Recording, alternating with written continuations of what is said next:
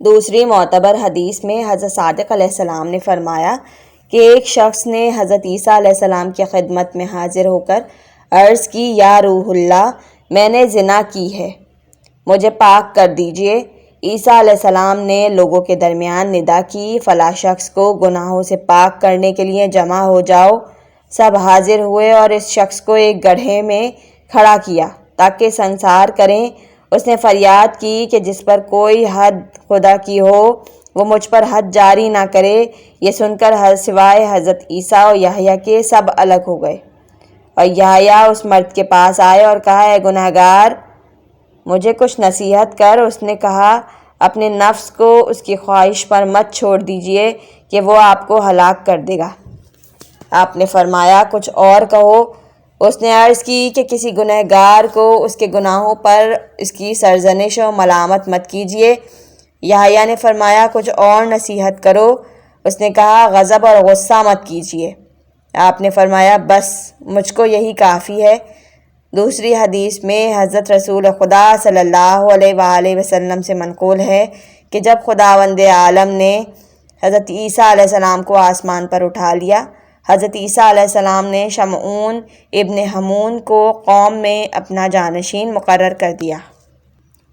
وہ بنی اسرائیل کی ہدایت کرتے رہے جب تک زندہ رہے۔ پھر خدا نے حضرت یحییٰ ابن زکریا کو پیغمبری کے ساتھ مبعوث فرمایا۔ جب وہ وقت قریب آیا کہ کفار حضرت کو شہید کریں، آپ نے اولاد شمعون کو اپنا وصی بنایا۔ بسند معتبر امام محمد باقر علیہ السلام سے منقول ہے کہ جب حضرت یحییٰ پیدا ہوئے، ان کو آسمان پر فرشتے لے گئے اور بہشت کی نہروں میں سے آپ کو غذا دی گئی۔ چونکہ ان کو دودھ پینے سے روک دیا گیا تھا، ان کے پدر بزرگوار کے پاس آسمان سے اتارا۔ وہ جس گھر میں رہتے تھے وہ آپ کے نور رخ سے روشن ہو جاتا۔ دوسری معتبر حدیث میں فرمایا کہ حضرت یحییٰ علیہ السلام کے زمانے میں ایک بادشاہ تھا جو بہت عورتیں رکھنے کے باوجود ان پر اکتفا نہ کرتا تھا، بلکہ بنی اسرائیل کی ایک زانیہ عورت سے زنا کیا کرتا تھا، یہاں تک کہ وہ عورت بوڑھی ہو گئی۔ پھر اس نے اپنی لڑکی کو بادشاہ کے لیے آراستہ کیا اور اس سے کہا کہ میں چاہتی ہوں کہ تجھ کو بادشاہ کے پاس لے چلوں۔ جب وہ تجھ سے مقاربت کرے اور پوچھے کہ کیا حاجت رکھتی ہے تو کہنا کہ یحییٰ پسر زکریا کا قتل چاہتی ہوں۔ چنانچہ اس لڑکی نے ایسا ہی کیا۔ بادشاہ نے 3 مرتبہ پوچھا، ہر مرتبہ اس نے یہی جواب دیا۔ آخر بادشاہ نے ایک تشت سونے کا منگوایا اور حضرت یحییٰ علیہ السلام کو طلب کیا اور آپ کے سر اقدس کو اس تشت میں کاٹا۔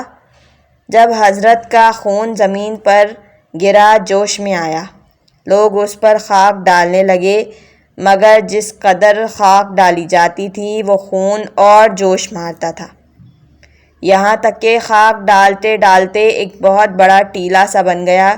جب وہ زمانہ گزر گیا اور بخت نصر بنی اسرائیل پر مسلط ہوا، اس خون کے جوش مارنے کا سبب پوچھا۔ کسی نے کچھ نہ سمجھا بلکہ کہا کہ ایک مرد پیر ہے، وہ جانتا ہے۔ آخر اس کو بلا کر پوچھا۔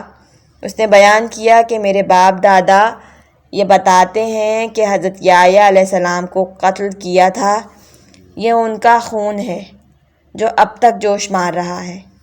بخت نصر نے کہا، تو بے شک میں اتنے بنی اسرائیل کو قتل کروں گا کہ یہ خون جوش مارنے سے رک جائے۔ اور اس خون کے عوض میں اس نے 70,000 آدمیوں کو قتل کیا تو خون کا جوش مارنا بند ہوا۔ بسند معتبر حضرت صادق علیہ السلام سے منقول ہے کہ جب حق تعالیٰ چاہتا ہے کہ اپنے دوستوں کا انتقام لے تو اپنی مخلوق میں سے بدترین شخص کے ذریعے انتقام لیتا ہے، اور جب چاہتا ہے کہ اپنا انتقام لے تو اپنے دوستوں کے ذریعے سے لیتا ہے۔ حضرت یحییٰ کا انتقام بخت نصر کے ذریعے سے لیا۔